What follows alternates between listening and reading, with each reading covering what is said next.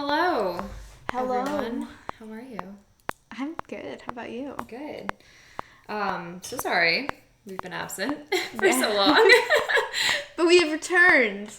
And We have returned triumphantly. yes, From our little hiatus. yes, which it's been a productive hiatus at least. And if you want to know about said hiatus, you can go listen to our mini-sode that covers the arc of our absence. Yes. We go on a lot of rants, so Yeah, that'll be interesting for all of you. forewarning, yeah. But yeah. We've successfully landed in our new home in East Nashville. Yes. And in honor of that, we thought we would release the interview that we have had with Michael Pfohl. Yes. From Secret Stuff, who is also a Nashville resident. Yes, and an East Nashville-based band. Woohoo! So Yeah, so hope you guys enjoy. yeah.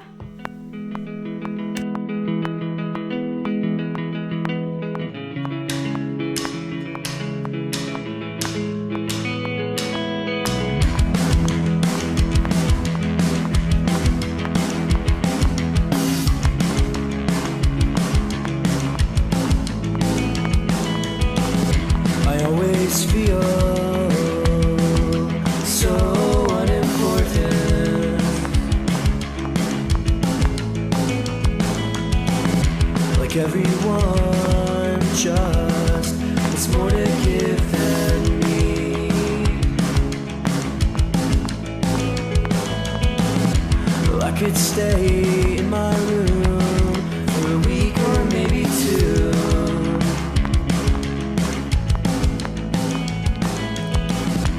So we'd like to start it off by taking it all the way back to the beginning. So kind of what first got you interested in music? So, I'd always been a little bit, just interested in music. Back in, elementary school, I convinced my mom to buy me an acoustic guitar, and she did, and I played it for, a week and hated it. And, then she was like, no, I paid for this, you're going to play it, and forced me to practice, which was great, because then, once you get beyond the point where you're just, playing to practice, and you kind of know your way around, is when the fun really starts, Yeah. So that, and then, this is just, I guess, not awkward, but, in, 6th grade, my cousin showed me the album The Devil and God Are Raging Inside Me by Brand New, and that was my favorite album for a really long time. And now I live 2 blocks away from Jesse Lacey and know that he's a piece of shit. So Oh man. It must be rough. tempting to go egg his house, but yeah. Back then, probably Brand New was one of your influences, but I guess who Yep. have been some of your major kind of sonic influences, but also for writing?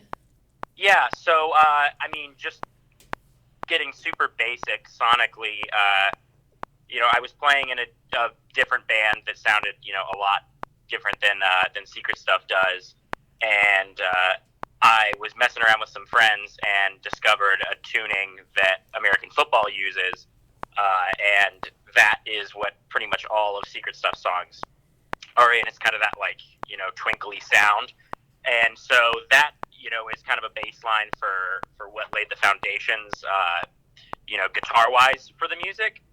Writing-wise, I'm a big, Modest Mouse fan. I really love the sidekicks. I love all of his imagery and just, the way that he can, be a little snarky while still writing really meaningful lyrics. It's really cool. And one of the albums that's been really weighing on me a lot lately too is Read Music, Speak Spanish by Desaparecidos, which is Connor Oberst from Bright Eyes' punk project. I did not know that existed, but I feel like I need that in my life immediately. It's very, very good. They put out another record a couple years ago, a decade after the first one, that's also good, but I don't know, it lacks a little bit of the earnestness of the first record because everyone's older, and it's when they talk about songs in such serious terms. It just kind of sounds a little bit more goofy because it's really, I don't know, it was also an album that really exposed me to like leftist ideology and, I guess stuff that my younger self would have considered extreme political ideology. So that was really cool to like hear that laid out in music really passionately, and I think that has had like a huge bearing on me writing wise as well. Yeah, nice. When you started out writing, were you writing by yourself, and then like did that change once you got into a band setting? Yeah, so I wrote the first song for Secret Stuff, which was My Life is a Steinbeck Novel. I wrote that by myself and would play it actually with my old band Feather Oars, and like we would have to tune it all up and everything, and it was very obvious that it did not fit our set. And so that was kind of the song that I like, after that band broke up, I went to my buddy's dorm room and to complain to him. I was like, man, screw this. I'm just going to do a solo project. He was like, oh, well, I'll play guitar for you. And then his buddy walked in and was like, I'll play guitar too. And we're like, okay, we got 3 guitars. Great. Like, what do we do now? I had remembered that my buddies Jameson and Adam, they had played in a band called Kuramori with Jake from Free Throw. And Jake left the band to join Free Throw, and so they just were, a bassist and a drummer looking for a front man. And so I hit them up and we're like, hey, you want to just be our rhythm section? And it came together, and then we wrote the entire first EP in like the first 2 weeks of being a band. And then from then on, basically what I would do is I would write on acoustic guitar, just like, flesh out the song, and then bring it to the band, and we would, I'd be like, okay, these are the parts that I know, and we'd kind of rearrange them and, flip the script some. And for our newest LP, which is not out yet, those I wrote with the guys that are in the band now, Chris and Branson. I would kind of just bring them one riff to them, and a song would come together in like 2 hours. It's super fluid, the easiest writing process I've ever had, but we would have all the instrumentals done, and then I would go back and write the lyrics, which was really interesting because I had never really done that before. So it kind of forced me to think about saying what I wanted to say in a shorter amount of time, which was a challenge, but I think definitely a good opportunity for growth. Yeah, that's interesting. And it's like, so you prefer to do it this way with the band now? Yeah, I think so. I've been writing a little bit just on my own as well, but stuff that might not necessarily like fit with a full band vibe. And I think writing in that way lends itself to better all around songs. Stuff that doesn't drag on. Where every part of the song is meaningful and like filled. So I definitely prefer that. On the topic of your band, how did you get the name Secret Stuff? Oh my gosh. So the first like 2 or 3 weeks that we were a band, we didn't have a name, obviously. Right. And we had a group text with everybody in it. And every morning I'd wake up and there'd be 500 texts in it. Because we would just be sending, names back and forth. And it was just like, really dumb stuff. And we really wanted to be named Pet Names. But another band from South Carolina that was active, just got active right around the same time as us, got it before us. Really discouraged because we wanted that, and then we went over to our drummer Adam's house just to hang out and play Super Smash and stuff one night, and we watched Space Jam, and we were like, oh, Secret Stuff, that's a good name. And it wasn't until 2 weeks later that I realized that it makes so much sense because Secret Stuff, the band, is my confessional lyrics. It's my secret stuff, and my name is Michael, so it was literally Michael's Secret Stuff, which was it's super on the cuff, and I feel a little embarrassed that I didn't even realize it when we named the band that. That's so awesome though. It was meant to be. Yeah, exactly. Something that also definitely stands out is throughout your discography are the titles you pick for your songs. Yeah. what inspires them, and in particular, I Knew You So Briefly, You Dead Soap Dog. Like, I love that title so much. That's a straight up Bob's Burgers reference. There's an episode where Gene is like carving a little dog out of soap with a pocket knife, which like I had to do all the time whenever I was back in Boy Scouts.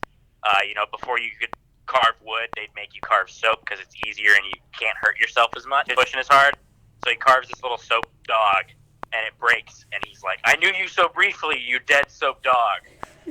We thought that was funny, and yeah, I think the next record, it's kind of funny because the titles are more, I don't know, I wouldn't say serious, but they're less goofy outwardly, but like there's a song called Life Has Many Doors, and you're like, yeah, that's a serious title and stuff, but that's just a fucking Ed, Edd n Eddy reference. See if people get it. Yeah. It's like secret meanings. You have to you have to really dig.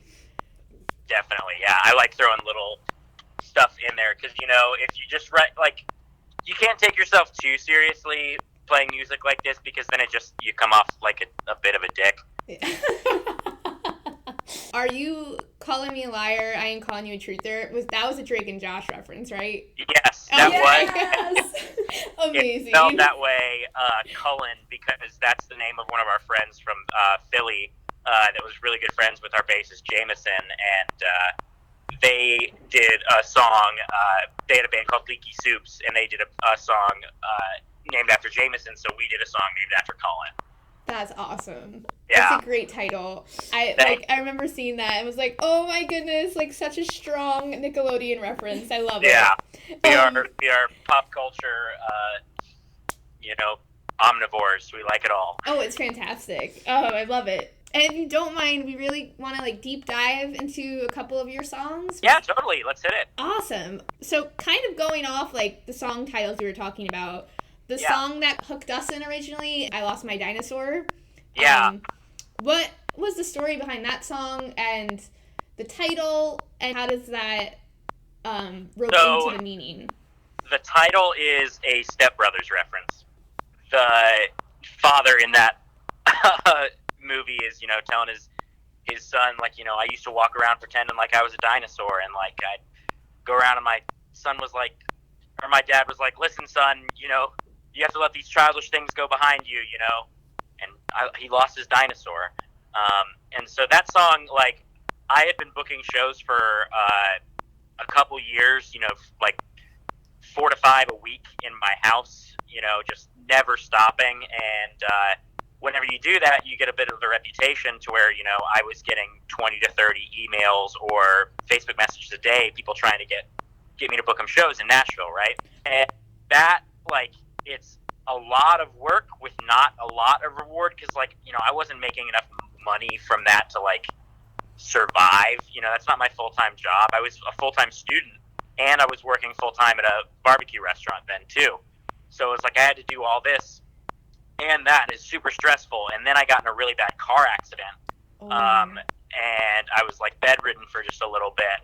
And I just I'd like put up a status that was like, hey, like, I'm hurt, I'm not going to be booking shows for a little bit, please do not contact me about it. Like, if you have a show booked already, I'll figure it out, but like, I'm not booking anything new for just a little bit so I can recover. And I still continue to get these messages and just like, hey, I heard you could help me book a show in Nashville. It's like, no, I explicitly stated that I cannot right now because I almost died. So like, please respect that. And no matter how many times you put that out there, like, people want what they want, and that's where the line, no one asked me how I'm really doing, just wanted to check in and see if that date was free, if you could book me that show. And so, so I wrote that during that process where, like, I felt like there were I didn't have, like, a lot of very good friends at that point. I just had people that wanted things from me.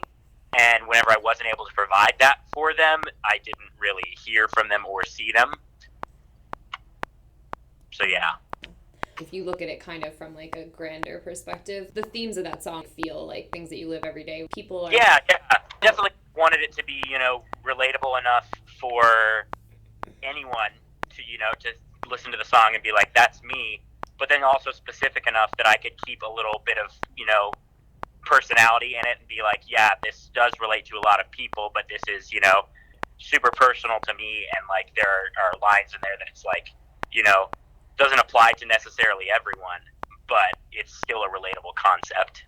Totally. And like when I listened to it, it really struck a chord because I feel like, especially in this day and age with social media and stuff, everyone's constantly looking at what other people are doing and just kind of feeling like, oh, like I'm not good enough, or like what I'm doing isn't good enough. But I feel like, and it's a fake image. People are only putting up these porcelain shells of themselves that are like, only the good parts. Right. And whenever you do that, you're always going to look inadequate because you actually see what's really going on, and other people don't if that's not something you actively share. We've created like such a superficial world with social media. I don't know, like they think that acknowledging you is like liking something. Mm-hmm. You know what I mean? Like even like it decreases the amount of effort that people have to go through to experience what they think of as true friendship.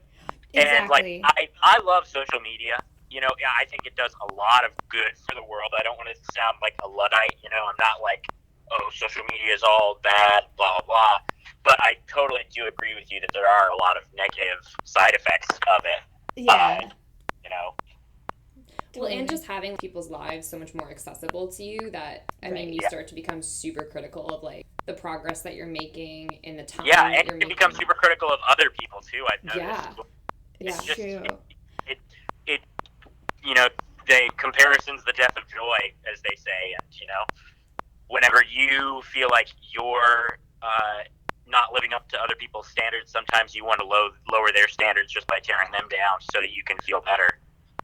Yeah, 100%. It's so true. Because Em and I were actually like, going through, like, we were watching this video and there were like all these like YouTube comments and they were just so awful. It was like some band, I forget. Oh yeah. And it was just like, do people have like number one time to do this, and also like just like keep it to yourself? Like, why do you have to tear this person down just because you don't like that's a person that you're criticizing right now, and they're probably gonna read those comments and you're making them feel so shitty about themselves. Like it definitely has its benefits and its detriments. So and I mean there are bands that I definitely like am not a fan of, but if I have no problem with the people personally, I just won't listen to them.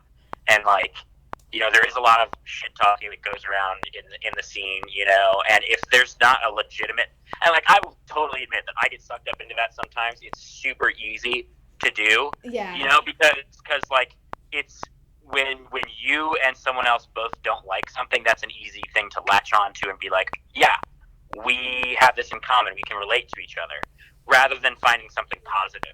I think something negative is a lot easier. But if there's not like a legitimate complaint, like if someone's not a dick or an abuser or something, like there's no real reason to just like talk down. Totally. Yeah. Well, I think, so you had mentioned this song earlier, and it was definitely one of the ones that we wanted to talk about. My Life is a Steinbeck novel. Yeah. So I guess first question, like, so why Steinbeck? Was there a book or? Yeah, so Steinbeck's like one of my favorite authors. I went through a period where I was reading one of his books every like a month or so. I would just like rotate around. Because I mean, he's got a bunch of like really good little novellas and stuff and plays. Burning Bright is probably my favorite one because of the like really interesting conceptual work that he does in it. Like it's a story that is told in several parts, and every part that it goes into, the story stays the same, but the setting changes, and then it goes like back in time just a little bit. And I thought, like it's a really cool concept, that like, stuff can be pretty bleak in any situation, and that a lot of times in his books stuff gets bleak, but it has this underlying like feeling of like, things are not necessarily okay, but things are what they are, and that there's an inevitability to life. And so I was reading a bunch of that, and, that was kind of what was going on in my head at that time. And, and I was, going out and I felt like I didn't have a ton of friends at that point either. I had just gotten out of a relationship that I had in high school where I was, dating this girl, and she was back home because she was a senior in high school. I was a freshman in college. And then when she went to college somewhere else than me, she cheated on me like within 2 months of being at college, and that sucks, but like it's whatever, like that totally happens. And been there, one of my lived that. one of my biggest pet peeves in emo is like nowadays is bands writing songs about ex-girlfriends. Oh my god, like in the early 2000s, awful No, way. even like now, there's like I'll admit like a lot of our early stuff, like I feel weird playing and I like don't want to play it. And so that's why like there's only one song on our new record about a girl, and it's about my girlfriend of 4 years. So it's like, right. That's the only song that could be even interpreted as like a girlfriend song. Right. Yeah. And so with Steinbeck novel, that's why I chose the name. And I just thought that the concept of learning not to care was a really cool concept for the EP, because it's obvious through the lyrics of all the other songs that like I care a lot, and that in order to move on in life, you have to learn to let some things just roll off you. You have to learn that like everyone does something because they thought at the time it was the best thing that they could do. No one is going out of their way to do something just to spite you, unless that is what they think is the best thing to do. And so to assume that you know better than everyone else at all times, and that like your decisions are the most important, is just, real naive and frankly a little selfish too. And I think that's what causes a lot of problems with our society in general. And so I thought, if I could make even the smallest statement about that with this, little dinky twinkly emo record, that would be a positive thing to do. Yeah. Well, I mean, it definitely is like, I always say like there's two sides to every instance. So it's like the way that it was perceived to you and the way that like the person put it forth. So, if someone does something that you think is like awful and erroneous and horrible, like you can't be that mad at them, because from their perspective, like that is, like you said, what they were just trying to do to be the best version of themselves. You have to assume the positive intent. Like you have to assume that like, if you go through life thinking like, oh, everyone's out to get me, you're going to be miserable. And it's going to seem like people are out to get you. But if you just like when something bad happens, it's just like, oh, something bad happened. There's nothing you can do about it. You're going to be a lot happier. Yeah. Yeah. Well, like you said, we're just super like solipsistic and selfish, and I think we centralize around ourselves. But there's a lyric in the My Life is a Steinbeck novel song that says, if it takes sadness to make this book worth reading, then I guess it's worth a shot. And if it takes sadness to make this ending worth remembering, well, then I guess that's fair. So that kind of leapt out to us in an interesting way, because it seems like this song, like at face value in that particular part, is talking about the relationship between like emotion and art, and kind of like one can't exist without the other. But like, at what point does it kind of become a trope? There's this totally persona in the emo community, I think, where like you have to be sad and you always have to write like harrowing music and just really deeply sad art in order to be taken seriously. And I guess like at what point kind of does that hinder the honest art if everyone's trying to adopt this tortured? Yeah, you're just gonna like purposefully make yourself miserable, right. And like that's not necessarily what I wanted to convey in that line, and I can totally see how it would be perceived that way. What I was really thinking is, like life is not going to be happy all the time. To quote the Sidekicks' new record, happiness comes in hours. Or like when I was writing that, I was listening to like the Menzingers a lot too, and they've got a line in one of their songs where it's like, gosh, I cannot remember the exact line, but it's in Gates, the song Gates, and it just talks about sadness is part of life, and you're going to be sad a lot of your life. That's just how it is for a lot of people, you know, and you have to learn to take the good times and cherish those, and, you know, realize that times that is not forever, you know. And I absolutely agree with you that it has become a very dangerous trope within the community, and I think it definitely has negative real world consequences for a lot of people that listen to it, that are, you know, that take stuff too much to heart. And yeah, so I definitely agree. So kind of on a new note, you have a new single out called 2828, which I loved, by the way. It definitely has a more somber feel to it than your previous work. Can we expect that from the new album coming up? Not necessarily. Okay. So that song, well, I guess a somber feel, yeah, but I mean, the new song's Buck. So yeah, that's a southern thing that we got from our buds in the band Lions. That y'all ready to get Buck? That's awesome. Very, very fun. Yeah. So no, I mean, so yeah, that song I wrote in the back of a van when I was out on tour with a band called the Foxery, and it was like the middle of winter, and I had just had to leave the house that I was throwing all those shows in, that I lived in for 3 years, where Secret Stuff started, where every song up until that point was written for Secret Stuff, you know. So super, super important to me. It was called Exponent Manor. The address was 2828, and so that's why the name of the song is that. And so I wrote that, and we actually played it on Little Elephant full band, and it, you know, it has this, you know, good dynamic feel, you know, like, you know, slow and then big and stuff, but I felt like taking it and turning it on its head and doing it, you know, with a classical guitar and then a bunch of weird effects and some programming, and then collaborating with our label mates, Square Peg Round Hole, to do all the percussion and like some other weird auxiliary stuff on it would really make the song like breathe more. And so the songs that are on the new record, they do have like a little bit of that weirdness, but I will say that they sound more like Secret Stuff songs than 2828 does. Okay, gotcha. Yeah. Well, I'm super excited to hear it.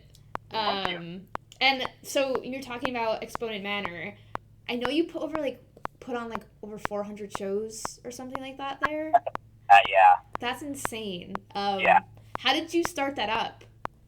So I started booking shows like in high school. Whenever my first like high school band started, we would book shows at my best friend's church, which his dad was a pastor, so they would like let us do shows there, and I'd throw the shows and got like decent at it. Came to college, and it was hard for my band to get shows because like no one knew us yet. We didn't have recordings, so I was like, okay, I'm just gonna book our own shows. And then once I started doing that, more people came to me, and eventually I started booking shows at a venue in Nashville called Rocket Town, and then they raised the rate on their smallest room. So I was like, this doesn't work. I can't pay touring bands if I have to pay the room like $300 a night or something. Right. So I looked around and found out that there was a DIY spot called the Owl Farm, and you know, there were like 13 other promoters that were working out of there, and so I booked a ton of shows there. But then, you know, there was a lot of times where, you know, there was a hardcore show at the Owl Farm, and an emo band hit me up and wanted to show that night. So I'm like, okay, those don't really intersect too much. So yeah, I want a space where I can book that. And so I went out whenever I moved out of my dorm sophomore year. I went out specifically looking for a house where I could throw house shows, and just happened to stumble upon like the perfect one. You know, it was 4 bedrooms up on the second floor. Bottom floor had 3 living rooms and a big kitchen. So we'd set up merch in the kitchen. We had couches and a space to play Super Smash in one room. We had a living room that was just for like gear, and then the actual showroom. And then like, you know, our personal life was above it, which was really great because you could separate it out a little bit. Right. That's so So awesome. yeah, so that, and once I was booking shows like for just a couple touring bands, you know, I posted on some forums or like Facebook groups like, hey, if you need a show in Nashville, hit me up. And like the floodgates were opened, baby. It like so many people need shows in Nashville because it's a hard place to book. Yeah. You know, It's real tough because people think, oh, Music City, it's going to be super easy to get a show there. Well, everybody thinks that, and everybody tries to come through, Right. and there are 12 shows every night, so why should anybody care about yours? Unless it's something really special, you know? Right. Oh, no, totally. Yeah, it's, like, so congested that, like, so many things are happening that, like, it's kind of, you just, like, can get lost in the... Exactly. In it all. But that's so awesome that you put that out for the community. You know what I mean? Like, yeah, it was definitely really, really awesome. And I mean, it ended up landing me a job for a while too. I like told one of my professors what I was doing. He was like, "Let me hook you up with this guy." And I worked as the personal assistant to Led Zeppelin's old manager for a while. No way, that's so dope. He was just like really impressed that I had done all of that, just in a house. It was something that was really foreign to him, and so he wanted me to like be his assistant, which was really cool for a bit. That's so sweet. And it does take a lot of effort on your part because you were a full-time student and like doing your own band and then having to book other people, like it's just a lot. Definitely. So was your touring company kind of born out of Exponent Manor then? Yeah, after Exponent, we didn't get evicted. They tried to evict us, and we fought it in court. And it wasn't about shows. They just tried to sell it from under it. It literally quintupled in value in 5 years because Nashville is exploding right now. And we like won the case, but just had to leave, and like we got some money back, which was nice. So after that, I couldn't book as many shows because I wasn't directly in control of a calendar. And so I started booking tours for like a bunch of bands that I believed in. And right now I'm taking like a little bit of a break from it because it's a lot of effort for not a lot of return. And, you do your job really well, and then the bands do really good, and then they get swooped up by a bigger agent. And like, I don't fault any band for taking that, right. Because you should go with someone who can do more for you. It's just like knowing that going in is a little depressing. Yeah. Oh, definitely, because it's kind of like you only, like, you're putting in all this work on your end and not getting much return. Obviously, like, you do want them to, like, be able to work with someone that can do even, like, more for them, but at the same time, it's kind of like you've put in all that work, and now they're leaving it's you. like the foundation is laid, and then, someone else comes and builds the house on top of it. Right. Exactly, yeah. Yeah, you're like the conduit and, like, the launch pad, but... Right. Yeah. Exactly. Yeah. So that happened too many times can just get a little frustrating. Yeah, so actually, like, speaking of Nashville, we're super stoked because we're moving there in, like, a month. Oh, wow, I didn't know that. Yeah. Congrats. And, yeah, we're so freaking excited. It's going to be... Because just exactly what you said, like, the community of just always having music accessible to you and, like, people putting on shows like that and giving people opportunities, like, in their living rooms, like... It's amazing. Yeah. Definitely. We'll have to hang out once you get here. Yes, for sure. We live in Connecticut right now. It's tough. miserable, yeah. Sounds very boring. Yeah. It's real rough. But, just curious, like you said, Nashville's gotten super gentrified in the last couple of years. Like, has that kind of affected the DIY scene at all? Yeah, it's caused a lot of spaces to close down and a lot of houses to close down, and it's harder to... there's always a need for it, so something will always spring up. That's just like the nature of DIY, but it might not be as robust as before just because whatever new space comes up might not have the reputation, or it might not be as accessible, or yada yada yada, So I would say that as cities become more gentrified, it's obvious that artists fall by the wayside because artists don't produce, they create. And creation is not valued in our society at the same level as production, unfortunately. And so just naturally, any place that becomes more successful in a business sense, art is going to suffer. And that's not saying that, like, art is better in places that, it's cheaper to live, places that are failing. But, like, just as a little case study, I've got a lot of friends that are making some really damn good art in Detroit, and it's cheap as hell. So... Yeah, it's true because as artists, for me, and I know for Em too, like, we don't like having, like, normal jobs, like hell no. You know what I mean? Like, and so we're not making like bajillions of dollars. Like, you know, we get by what we get by. And if you're living in an area that's like so expensive, you can't afford that. You know what I mean? So artists are gonna have to like move and like find new places to kind of like. But that's, I mean, honestly, I will say like that's lent itself to such cool communities being born. You know what I mean? Totally. Like, totally. Yeah, you flock you to find like little cohorts. Yeah. We all flock together. Mm-hmm. Yeah. I'm no better than the rest. I don't like myself. Just had to get that off my chest.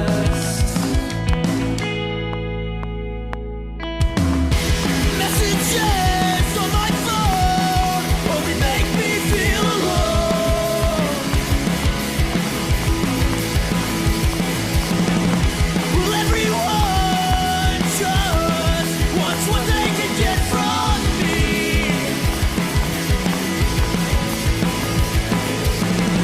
But no one asks me how I'm really doing. Just wanted to check in and see if that day was free. So Rapid what? fire. Rapid Gun. fire. Rapid fire.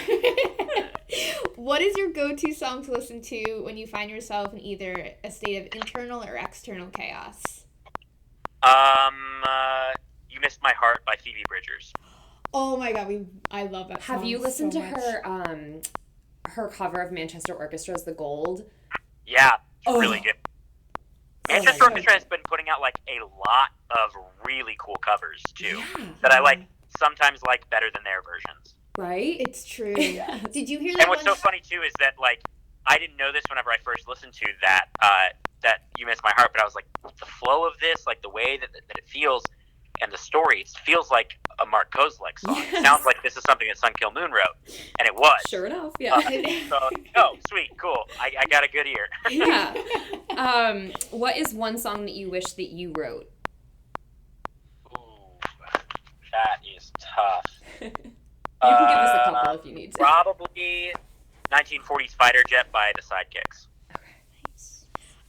What is your favorite thing to do when you're not playing music or booking tours? Magic the Gathering. I'm actually at a friend's house right now about to play Magic for the next 8 hours. Nice. That's awesome. Yeah.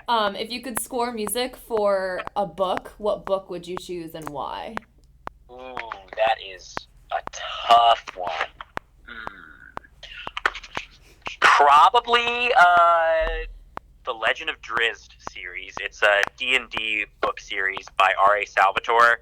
I was never allowed to read Harry Potter or anything, so I found my own like little fantasy things to read that are much more like vulgar and, you know, quote unquote demonic than Harry Potter. And so I just really, that's just selfish because I really want to see those made into movies, and if I'm scoring them, hopefully that means there's a movie for it. So Hell yeah. True. yes, if you haven't got it from the past two questions, I'm a huge fucking dork. It's honestly, It's so are amazing. we, so Yeah. don't worry about it. Hell yeah. We're all in this together. If you were to live in a musical decade besides this one, which one would you have liked to live in? Probably the 50s, because the electric guitar was like just coming into mainstream, and there was so much opportunity to be the first to do anything with it. True. Yeah. That's a good point.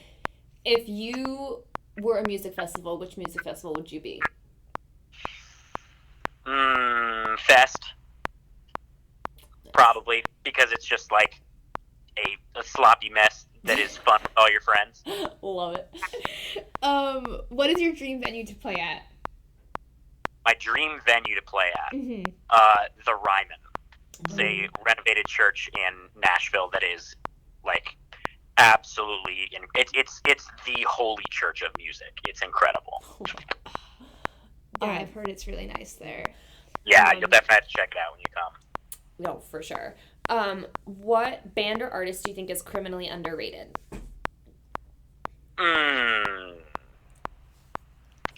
Gosh, let me do a little digging here. There's so many. Like Weatherbox should have been so much bigger. Yep. Like 2 years ago, I would have said Hop Along, but they finally are getting where they need to be. Yeah. You know. Honestly, you know, I've mentioned them a ton, but they should be such a bigger band. It's the Sidekicks. Like, they write the fucking best music, and it's so accessible and so great, and they should be the biggest band in the world. Let's check them out. You definitely should. We just played with them on Tuesday, actually. Oh, No really? way. Oh, that's awesome. What is your most favorite lyric that you've written? Ooh, probably one in 2828. The endless wheel of progress has no qualms about consuming you. Step on the back of your fellow man just to get a better view. So good. That's probably my favorite one. Damn, It's that's like, so good. it's not as trivial as I feel some of the other ones are. Yeah, that one resonates. Yeah.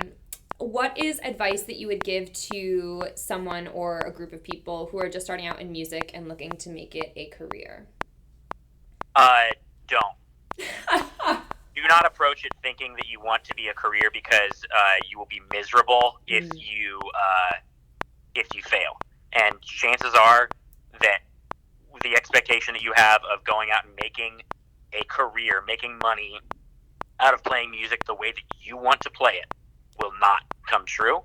I know that's really, it's a massive bummer, and I'm sure it's not the answer that you were expecting. No. But it is. But, you should adjust your expectations and make sure that you're in it for the right reasons. Right. Yeah, no, that's true. I think that actually is probably like one of the most honest answers we've gotten. Yeah, I was just going to say, and I think it's so true, because I think you should just, you shouldn't think of it in, career terms. You should just make it because it's what you love to do and because you think it's fun. And, definitely. If then you're monetizing your emotions. Right, exactly. Yeah. That's such a good... And then if you're monetizing your emotions and the money's not flowing in, you're thinking, oh, my emotions aren't enough. I don't feel genuinely enough. Right. Exactly. Or I'm weird because not enough people relate to this. When it's just, there's so many people out there doing the same thing, So true. It's so much who you know and just the randomness of it. So do not feel bad about anything like that. Yeah. Awesome. Well, I think that wraps up the questions we had for you. Yeah. Perfect. Are there any social medias that you want to plug for Secret Stuff? Yeah, sure. Our Instagram is @SecretStuffTN. We're on Facebook and Twitter. Twitter's also @SecretStuffTN. SecretStuffEmo.bandcamp.com. Check us out on Spotify. Give me those numbers up, baby. Woo-hoo. Yes. But yeah. Thank you so much for having me. This has been really fun, and I'm definitely looking forward to hanging out once y'all move down here. Awesome. Same here. Yeah, thanks for talking with us and agreeing to do the interview. I'm really glad we got to talk. Absolutely. Can't wait to jam. All right, well, have a great rest of your day. Thanks so much. I'm going to go crack some packs. Nice. Have fun. Yeah. Bye-bye. All right. Well, that was our interview with Michael Pfohl. Hope you guys enjoyed it. Yeah. Definitely check them out. They're awesome. Secret Stuff. Stay tuned. They have new music coming. Yes. Be on the lookout. Yep. And go follow them on all the social medias. Yep. But Also don't stay too long us, on there. Please. Yes. Please do. Yep. And you guys know where to find us. Spotify, iTunes, our website. All that Whole jazz. shebang. Yeah.